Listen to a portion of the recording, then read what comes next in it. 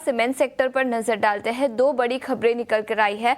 Channel checks की माने तो सीमेंट के प्राइसेस बढ़े हैं और इसके अलावा अल्ट्राटेक सीमेंट ने एक एक्विजिशन भी अनाउंस किया है। सीमेंट सेक्टर पर एक नजरिया लेंगे, लेकिन यहाँ पर चैनल चेक्स की माने तो अप्रैल के महीने में प्राइस हाइक्स हुए हैं। करीब 5 रुपए प्रति बैग के रेट पर प्राइस हाइक हुए हैं और इसके अलावा अल्ट्राटेक सीमेंट ने एक एक्विजिशन अनाउंस किया है, जहां पर उन्होंने कहा वंडर वॉल केयर इस कंपनी को 235 करोड़ की ये टोटल डील होगी, ये एक्विजिशन होगा, जिसके चलते कंपनी की कैपेसिटी बढ़ती हुई नजर आएगी।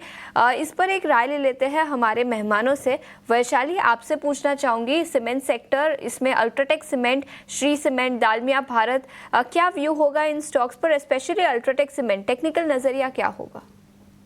आई थिंक ओवरऑल सीमेंट सेक्टर ने काफी रन अप दिया है और इन डेज टू कम और भी एक अपसाइड दिख रहा है।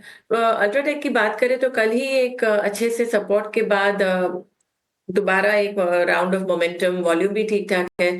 सो 11,000 का सपोर्ट है और आगे जाके हम देख सकते हैं कि प्रोजेक्टेड टारगेट्स टुवर्ड्स 12,000 12,200 दिख सकता है। सो फिलहाल ट्रेंड पॉजिटिव है एंड सिमिलर व्यू रहता है इवन इन रैमको। आप देखेंगे, एसीसी देखेंगे, Shree Cements, all cement stocks are doing very well. So I think हर एक डिप में खरीदा जा सकता है सीमेंट। इंडिविजुअली मैं लेवल्स देख के बता सकती हूँ। 900 का सपोर्ट है रैमको में और अगर ये मोमेंटम जारी रहा तो 1050 का नेक्स्ट टारगेट।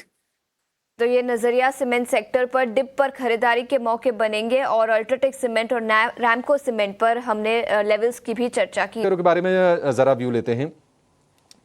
बजाज ऑटो कल 2% का हमने डिक्लाइन देखा। ऑटो को लेकर टैरिफ लगाया है ट्रंप ने। बजाज ऑटो का कोई एक्सपोजर नहीं है अमेरिका में, लेकिन वही था, सेंटिमेंट थोड़े से कमजोर हुए, ये शेयर फिसला। सहज जी, बजाज ऑटो क्या और आप यहां से गिरते हुए देख रहे हैं या फिर आपको लगता है कि नहीं, ज्यादा गिरेगा नहीं, कॉन्ट्रा बाइंग कर सकते हैं?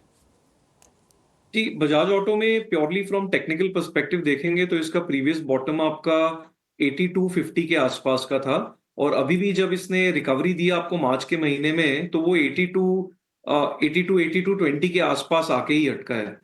तो क्या होता है, जो प्रीवियस जो बॉटम होता है जब वो ब्रेक करता है तो वो कहीं ना कहीं एक रेजिस्टेंस के लेवल का काम करता है। तो मेरे हिसाब से ये स्टॉक एक बार आपका 8250 के आसपास निकलता है तो इसमें मोमेंटम आने की अच्छी पॉसिबिलिटी है और वहां से हम इसमें ऊपर में मे बी 9,000 तक का भी टारगेट एक्सपेक्ट कर सकते हैं।